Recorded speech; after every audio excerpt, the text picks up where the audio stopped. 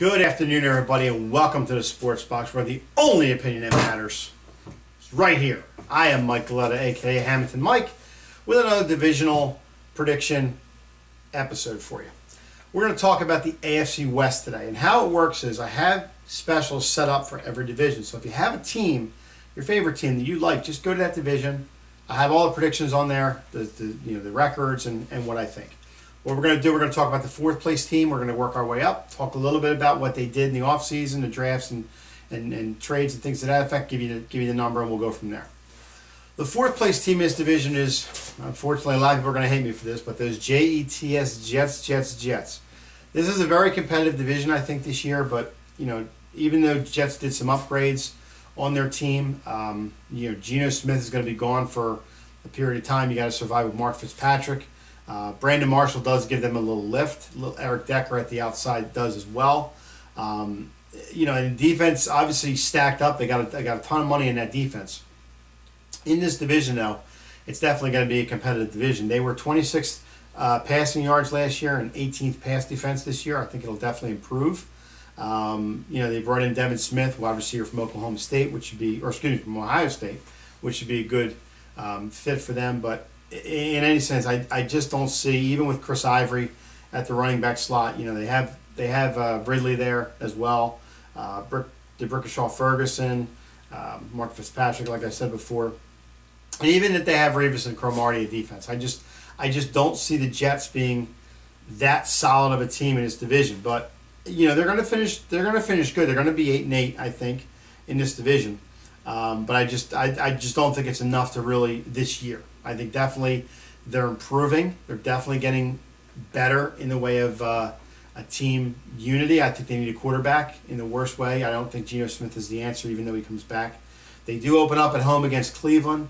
At the end of the year, though, it's going to be home against New England and at Buffalo, and I think those are two games that are going to hurt them to knock them into the fourth spot. So, unfortunately, Jets fans, it's not in the cards this year.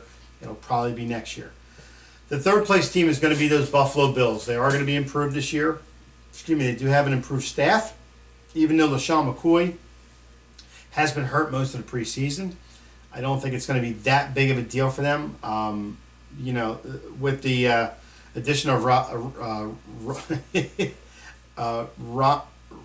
Mr. Darby at cornerback. I can't talk tonight. I think that was a good addition at cornerback because the Bills definitely need some cornerback help for an already decent defense. So, you got Sammy Watkins back there. You have Robert Woods. Scott Chandler back off injury, being a tight end.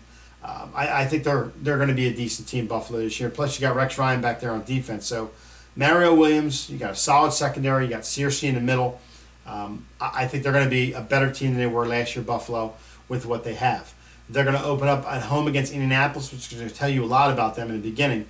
And in one stretch in time, they're going to have at the Jets, at New England, at Kansas City mid-season, which is going to tell you a lot of them as well, because that's going to be a stretch where they're going to need to, get off the pot or, do what they have to do. So I have Buffalo as well as at 8-8, but I think they went out over the Jets a little bit in the way of talent this year. Again, sorry, Jets fans. Let's go with the number 2 team this year. I think it's going to be the Miami Dolphins. Miami was 20th in points last year, but 4th in gaining yards last year, which is kind of weird. But with Devontae Parker, a wide receiver from Louisville, filling in for the loss of Mike Wallace to Minnesota, I think that's a good pick. Keep an eye on Jai Ajayi, running back from Boise State. Is he going to be a starter? No, but I think he's going to get some mixing time with Lamar Miller. I think he's going to be good in upcoming years. I think he's got to learn behind Lamar Miller a little bit, but I definitely think he's going to be a guy to look for in the future. The key players you got, Kenny Stills, Jarvis Landry, Greg Jennings, I think is on the downside of his career. Mike Pouncey, as a center, injury issues. Hopefully Mike can get back in there and do the job for them. Lamar Miller, Jordan Cameron. Obviously, and Dominic Sue gives them a great help on defense, and I think that's where a lot of Miami's wins are going to be made on defense, and you got to win on defense in the league, with Jamar Taylor at center as well, at cornerback as well. So I think Miami's going to be that good this year. I think they're going to be 10-6, number 2 in the division, and definitely I think a wild card berth this year. I think Miami does get into the playoffs. They, it came close last year. Definitely think Miami's going to be there. So in the number one team, obviously, Deflategate or not, you want to talk about Spygate, you want to talk about all these other things. New England Patriots are the number one team in this division because they have one of the best quarterbacks in the league. Last year they were 22nd in total points, but it was also 22nd in points with a no-name staff. You're talking about Malcolm Brown, defensive tackle from Texas they drafted. Trey Flowers, defensive end from Arkansas, 2 solid picks. Obviously, the key players on his team, Tom Brady, he definitely, without the suspension now and he's playing the first 4 games, it's definitely going to be a big improvement from Jimmy Garoppolo, who I think can do the job as well, believe it or not. But obviously Tom Brady still doing it the way he should do it. Brandon LaFell, wide receiver, I think he's going to have a good year. Gronkowski, obviously a beast. LeGarrette Blount, running back. Solid core year after year after year with New England.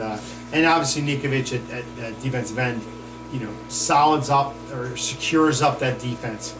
I just think New England wins again. I mean, they do have a little bit of a tougher schedule this year, but they open up against Pittsburgh on Thursday night.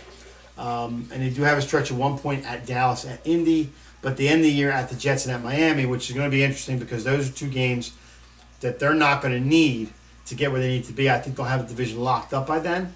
But in the same sense, New England, they're going to play hard. I have New England 11-5 this year, winning the division again. I just see it's a foregone conclusion. Tom Brady is still the man, and to be the man, you got to beat the man. So that's all the time we have for the AFC East. Keep an eye out for our other specials. Look for your favorite team. And remember, the Sports Box, the only opinion that matters, right here. Thanks for watching. Have a good one.